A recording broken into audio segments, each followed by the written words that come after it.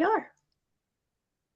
All right, our next speaker here for our celebration of International Women's Day is Peggy Gleason, and she brings body confidence isn't just about your body. Dr. Peggy Gleason, sorry about that, an RN, NHD doctor, is a published author, seasoned critical care registered nurse with over 40 years of experience supporting women through high stress life seasons. She holds a doctoral degree in natural health, along with multiple coaching certifications, including integrative health and one I find really interesting, the psychology of eating. That was new to me, and she was the one that introduced me to this. Dr. Peggy is passionate about helping high achieving women who feel exhausted and overwhelmed from prolonged stress reconnect with their bodies and themselves. Her compassionate approach helps women calm their nervous systems, improve sleep and eating patterns, support sustainable weight management, and rebuild confidence from the inside out. Through her teaching, coaching, and programs, Dr. Peggy empowers women to move out of survival mode and back to living fully without guilt, pressure, or rigid rules. A quote from Dr. Peggy Gleason is, "Body confidence isn't built in the mirror. It's built when self-criticism is replaced with self-compassion." Welcome, Dr. Peggy. Well, thank you so much, Patricia, for the lovely introduction. I appreciate that. And I'm so grateful to this whole collaborative for having this wonderful program being on today and for including me because I'm coming back from a little hiatus. So I'm very happy to be here. We're really happy you could join us here today. And Thank I've got you. a series of questions here for you. So the first one, body confidence isn't about your body. What do you mean by that?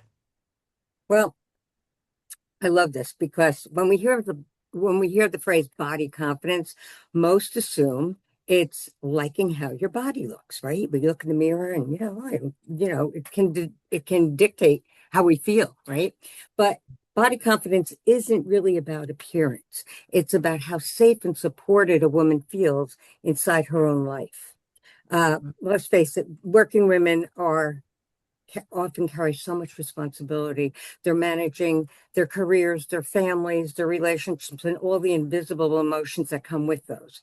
And when your body is in survival mode, it doesn't feel like a place of comfort. It begins to feel like a problem to fix. So sometimes you'll hear yourself saying, if you're one of these people that goes through this, you'll hear yourself say, "Oh, if only I could just lose the weight, a couple pounds, or if I had more discipline, or I just have to get myself together," right? I mean, it's just we start questioning our own confidence, right? But the deeper issue is usually isn't your body. It's chronic stress. We're talking about chronic stress today a lot. And I love the previous speakers because wow, we have a lot of overlays. They're amazing. With chronic stress, of course, you have emotional depletion. And after years of having space of never after years of chronic stress and having no space to restore yourself, you stop treating your body start treating your body badly, right? It's like it's the enemy. You're like, oh God, I don't want to look at myself in the mirror, and you kind of, tug your clothes and just judge yourself. So if we start listening to our body like a messenger instead of like an enemy, we will start to have our confidence return.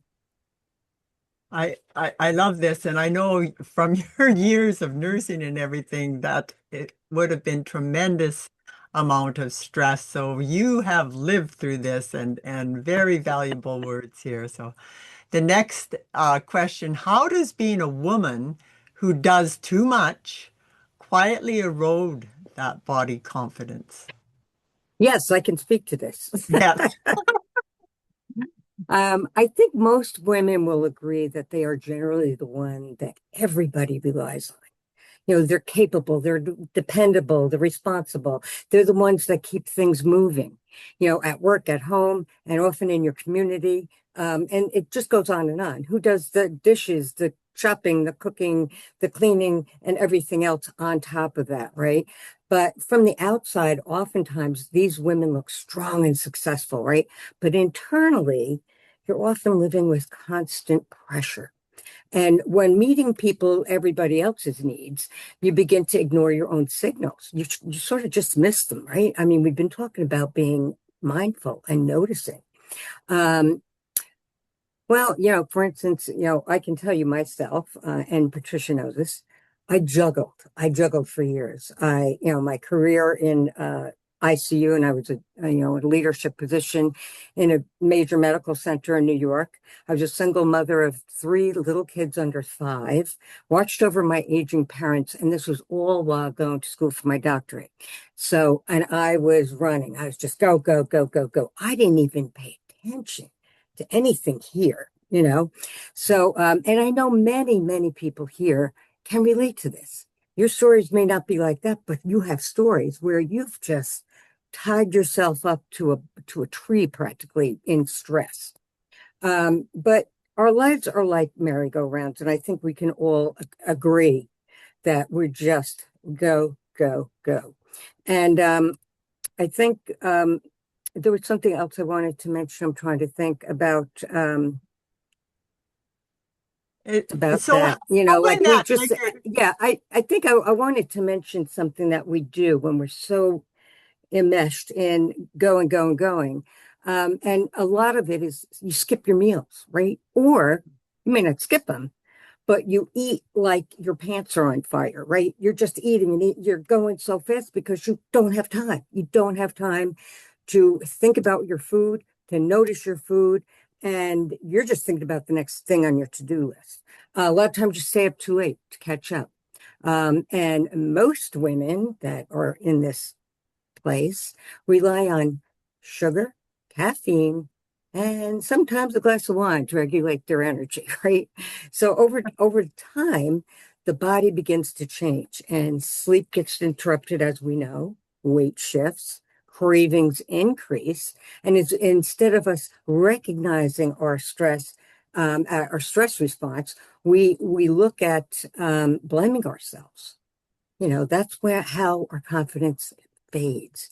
We blame ourselves. We think we don't have enough discipline. We think we're, you know, just not doing things all correctly. I know many women in this situation are perfectionists. Mhm. It's not a good place to be because you never feel like you're doing enough, and you always want to redo things and make things perfect. Yeah, and I think you've touched on the third question of why a high achieving women often are most self-critical. And Yeah, I don't know yeah. if you want to go And into that and more. yeah, I can.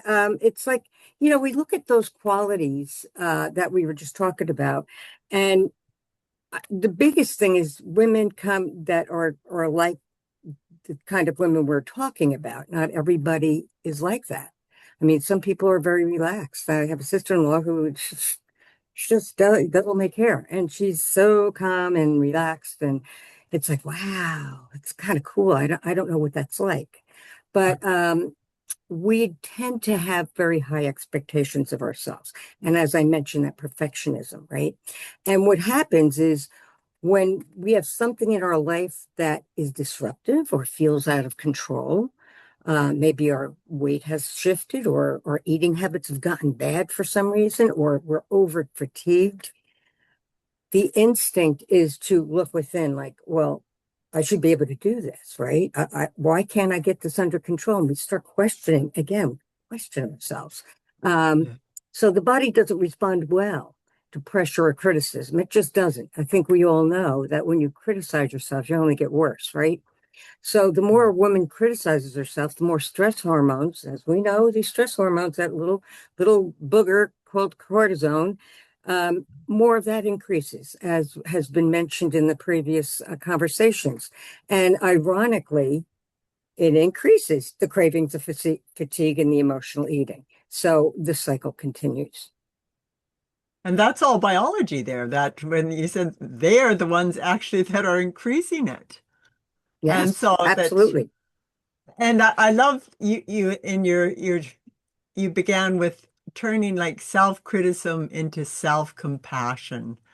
Can we turn this so that, um, bring in more self-compassion from Well, self-criticism? we can. And I think that's part of what my where I'm going to next.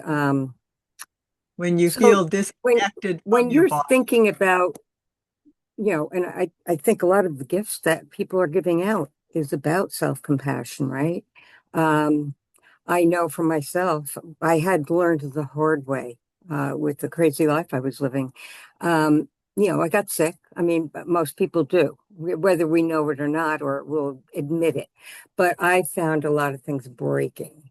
And I think the self-compassion was really, really important. In fact, I know now, like if I pausing is the most important thing you can do. I think, I know for me, I learned how to do a 60-second reset. I find it very effective. Uh, and I've been doing it for years to just remind myself that I'm okay just as I am. I don't have to be a size two. I don't have to look in the cat. When we look in the mirror, this is something I want everybody to think about. When you look into the mirror, why do you look into the mirror? You're looking into the mirror to find flaws before you go out to dinner, right? You want to say, oh, here, Yeah, good. And you look on, and do I look fat in these mine. Oh, jeans? Right? geez. I'm coming on camera. Oh, I've got too many wrinkles. Yeah. Yeah, right. So what do? We're not looking to see our beauty, which we have. All you have to do, to me, I always think of if I want to find beauty in the mirror, just stare into my eyes. And if you take everything outside of view and just notice your eyes, what's behind those eyes? Sometimes that in itself will bring you self-compassion because the eyes speak to us, right? Yeah. There's also something I do as a practice, and it's something I would tell everybody to try to do. It's just a suggestion. Is For me, I always learned when I graduated from Duke Integrative Medicine. This was one of the things we learned then. We all had to pick out something out of this tray of. There were things I wasn't sure what we were doing, and so we would pick something out and just hold it. And I realized it was an anchor. And I think everybody needs an anchor. I think anchors are really, really important. In fact, when I work with my clients, that's one of the first things we do is we find something that we hold on to. Now, I use a stone, and the stone says breathe. Another stone says our thoughts create our experiences. I have many stones. I love stones, but I always keep one either in my purse, in my pocket. I always have an access to it, and I think, and right in the car, right in the middle, because if I do start thinking negative thoughts, or I'm freaking out over somebody that almost cut me off, instead of using my potty mouth, I grab my stone. But I just to decompress myself and say, "You're good. You're okay. You're driving great. It's not your fault." Instead of "Oh my God," and Yeah. freaking out. Now, other people hold on to something they have on them all the time. It could be a necklace, a bracelet, a ring. A lot of people use the rings if they wear a ring, but something that always reminds them to pause and reconnect. I think that's really, really important. And like I said, I've been doing it for a long time. And when you pause, you do take a few slow breaths, just like we've been learning here throughout all the other speakers. That breathing is everything. And I think that's how I'm here, is because I do a lot of deep breathing throughout my day. I do it at night. I do during the, I just, it's automatic now, just to, that deep breath, right? And you can use any type of deep breathing. And you've seen so many wonderful examples of it today. And I want you to ask yourself, what does my body actually need right now? And that's what's happening is when we're in the middle of a crisis or we're worrying, or a lot of times my father always said, you know, the things you worry about 99% of the time don't ever happen, because my Yeah. mother was the model of worrying. But he always told us, just remember, you're probably never going to happen if you're worrying about what's going to happen. But that 60-second moment, during that time, you know that you don't have to fix anything. You can just be. Just to imagine, you don't have to fix anything for 60 seconds and just notice. Notice your breathing. Notice where your shoulders are. Notice what your energy feels like. And just notice, what is your body trying to tell you? Because it's trying to tell you something. When you're getting wrapped up, there's something in there. Are you having financial worries? Are you having relationship problems? I mean, my work is done with the whole wellness wheel, and generally we can figure out what part is, if you're eating, say for instance, and I'll pull a little bit of that in. Emotional eating is something that I do a lot of work with. And generally, it's not because you're hungry. It's because something else is going on, right? And especially people that eat at night. And it becomes a habit. The TV goes on, they get their certain seat, but they always have something in their hand so they can munch, right? So, but people who have to have it, generally they're trying to replace something. They're filling a hole that's not fulfilled, right? Especially overeaters. But it's sort of, you're messaging yourself. So you remember, you have to listen to the messenger. Don't look at your body as the enemy. Oh, here you go again. Here you go. Put it in your mouth again. Okay. Here you go, another bowl of ice cream. Those are Yeah. such terrible things, but we do it without even thinking. When Yeah. really the question should be, what do I need right now? Maybe you need to cry. Maybe you need to just go to sleep, for goodness sake. Um, but that's an important part, if that answers your question. Yeah, and like I like to do that too in those pause moments to think of what's your actual reality, because we get so Hmm. much stuff fed Hmm. into us. Hey, and, Yes, and yes. yeah, That and that that is so true. But those small moments of awareness really does begin to rebuild trust between you and your body. And that's what we're missing. And that's when real confidence begins. Just building that trust. and we've got we can have a mute there, but that so you have got a gift for the folks in the I give. I do, but I want to just mention, because Cindy saw this and said you have to show people that. Okay. And it's my first book. And my Oh, first book is called Suffering in Silence: The Epidemic of Women Who Do Too Much.